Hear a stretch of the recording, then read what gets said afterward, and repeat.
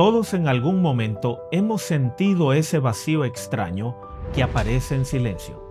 A pesar de que la vida parece avanzar, por dentro sentimos que algo se quedó detenido. Ni el éxito, ni las compras, ni las distracciones logran llenar ese vacío. Es como un hueco que ninguno admite en público, pero que todos conocen por dentro. Muchos tratamos de cubrir ese vacío con el trabajo, otros con relaciones o con el ruido de la sociedad. Pero al final todos buscamos lo mismo. Alguien que explique por qué estamos aquí. Alguien que no nos decepcione. Alguien que responda cuando el corazón se sincera. Y aunque nadie puede dibujar esa necesidad, ese es un anhelo universal. Ese anhelo apunta a una sola dirección. Existe un Dios que no juega a esconderse, sino que espera revelarse a aquellos que le busquen de corazón. Bienvenidos a Esperanza Viva. Recuerda que tenemos una guía de estudio gratuita para ti, donde podrás ver cada lección a tu ritmo y meditar con calma en cada una de ellas. En la caja de comentarios está un link donde no solo podrás descargar la lección, sino también escribir tus peticiones de oración o tus dudas bíblicas. También en la dirección que está en pantalla podrás acceder a ella. Nuestra segunda lección, el rostro invisible que todos buscan. Exploremos lo que nos dice la Biblia al respecto de este tema. La Biblia comienza de una manera llamativa. No inicia con una discusión filosófica ni con un intento de demostrar que Dios existe. Simplemente afirma, en el principio creó Dios. Génesis 1. Para el texto bíblico, la existencia de Dios no es una hipótesis que necesita defensa, sino una realidad desde la cual todo lo demás cobra sentido. Eso no significa que la fe sea ciega. La Biblia dirige la mirada a algo que todos compartimos, la realidad que nos rodea, el orden del universo, la complejidad de la vida, la armonía de la naturaleza. No como pruebas técnicas, sino como señales, como si la creación misma estuviera comunicando que no es fruto del azar, sino de una intención. Por eso afirma que los cielos cuentan la gloria de Dios, en el Salmo 19:1. No habla con palabras, pero sí con existencia. La idea es sencilla. Antes de preguntarnos quién es Dios, la Biblia nos invita a observar el mundo y a reconocer que hay algo o alguien detrás de todo esto. Un Dios que no solo existe, sino que desea darse a conocer. La pregunta lógica es, ¿cómo lo hace para darse a conocer?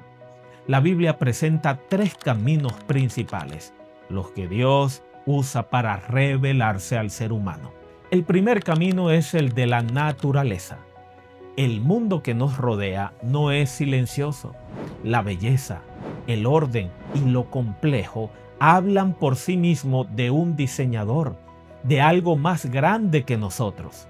No explica todo, pero nos invita a pensar que a través de lo creado es posible percibir. Romanos 1:20. El segundo camino y forma en que Dios se da a conocer es por medio de la Biblia. En su carta de amor maravillosa, dice 2 de Timoteo 3:16, allí Dios se comunica de manera más directa usando lenguaje humano, no como un manual frío, sino como un mensaje con intención, mostrar quién es Él y cuál es su propósito para la humanidad. Y la tercera y la mejor y suprema de todas las formas en que Dios se da a conocer es por la persona de Jesucristo. Esta es la revelación más clara y completa. En Jesús, Dios no solo habla, sino que se deja ver en una vida concreta. Su manera de amar, de tratar a las personas y de enfrentar el dolor muestra cómo es Dios en la práctica. Por eso Jesús pudo decir, quien me ha visto a mí, ha visto al Padre. Juan 14:9.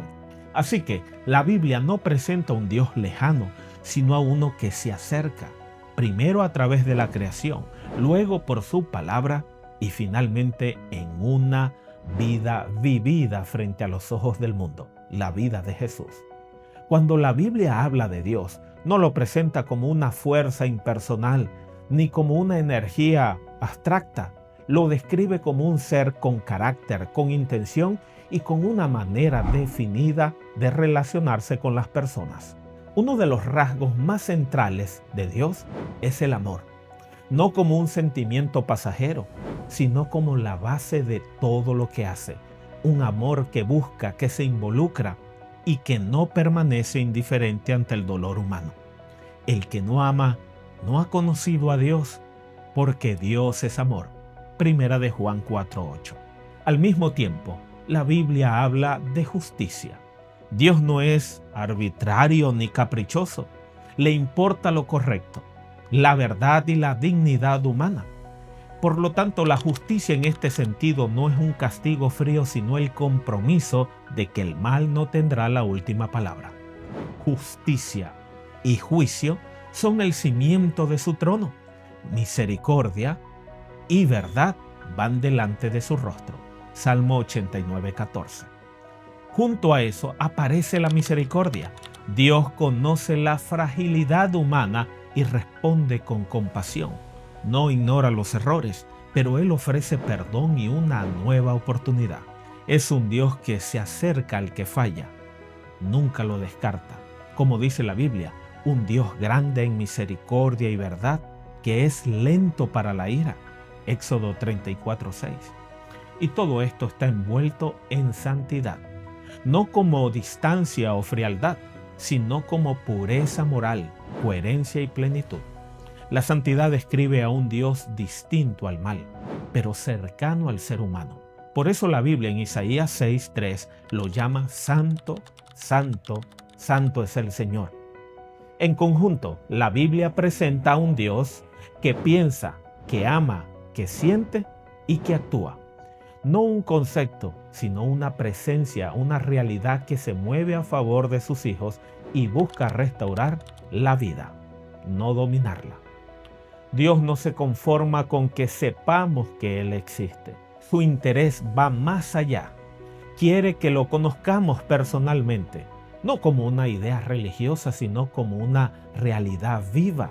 Por eso Jeremías aclara que lo verdaderamente valioso no es jactarse del conocimiento, del poder o de los logros humanos, sino entender y conocer quién es Dios. Jeremías 9 del 23 al 24. Conocerlo implica reconocer cómo actúa con amor, justicia y misericordia. La fe no se basa en información acumulada, sino en una relación que transforma. Dios no busca admiradores a distancia, sino personas que aprendan a caminar con Él y reflejar su carácter en la vida diaria. Llegamos ahora a una parte muy personal de la lección, 3 preguntas para reflexionar. Recuerda que esta sección es para detenerte un momento y notar qué ha hecho Dios o qué señales has visto en tu propia historia. Tómate tu tiempo. Si estás estudiando con alguien, compartan juntos, con calma. Yo también te voy a compartir mi reflexión para que tú puedas pensar en las tuyas y escribirlas con tus propias palabras. Número 1. ¿Cuál ha sido la manera más clara en que Dios se ha revelado en tu vida? En mi caso, no siempre fue algo espectacular. A veces fue de una forma precisa, una puerta que se abrió cuando ya no veía salida, o una paz que llegó en medio del ruido o del caos.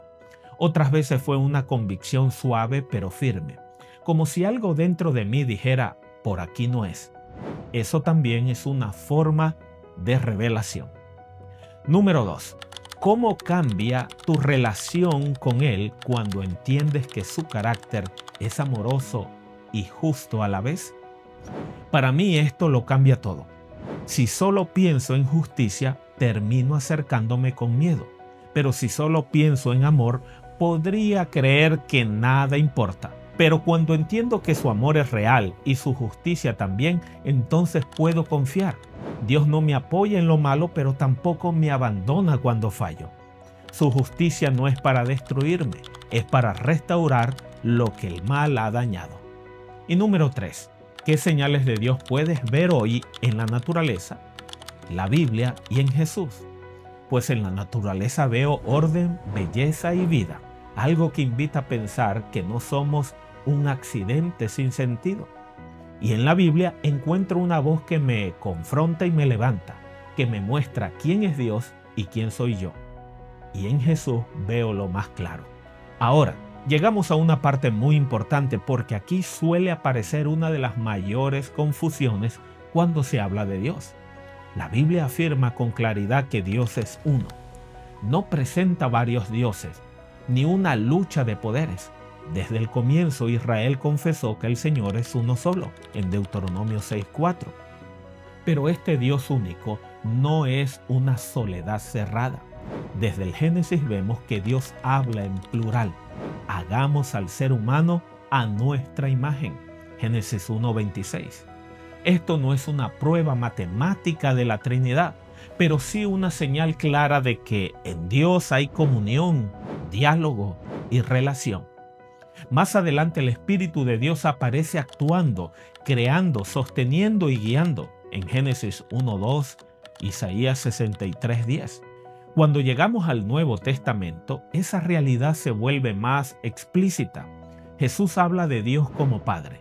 Se presenta a sí mismo como el Hijo del Hombre enviado, pero promete al Espíritu Santo como la persona activa de Dios en los seres humanos. En el bautismo de Jesús, por ejemplo, aparecen los tres al mismo tiempo. El Hijo es bautizado, el Padre habla desde el cielo y el Espíritu desciende. Mateo 3 del 16 al 17. No son roles sucesivos, sino que son personas que se relacionan.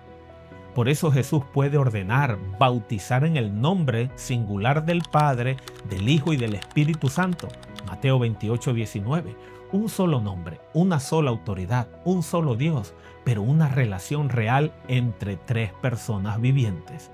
Entonces, ¿qué significa que Dios es uno y tres a la vez? Significa que Dios es uno en esencia, en voluntad, pero no es un aislamiento. Dentro de ese único Dios hay relación, comunión y amor. No son tres dioses, pero tampoco un Dios solitario. Es unidad perfecta con diversidad personal. Si Dios es así, entonces el amor no es algo que Dios aprende cuando crea al ser humano. El amor existe desde siempre en Dios. Y ese amor que ya estaba allí desde la eternidad es el que se derrama hacia nosotros. Llegados a este punto, la invitación, el llamado es sencillo y honesto. Conocer a Dios no se reduce a saber cosas sobre Él, sino a relacionarse con Él. Por eso la decisión no es solo intelectual, sino práctica.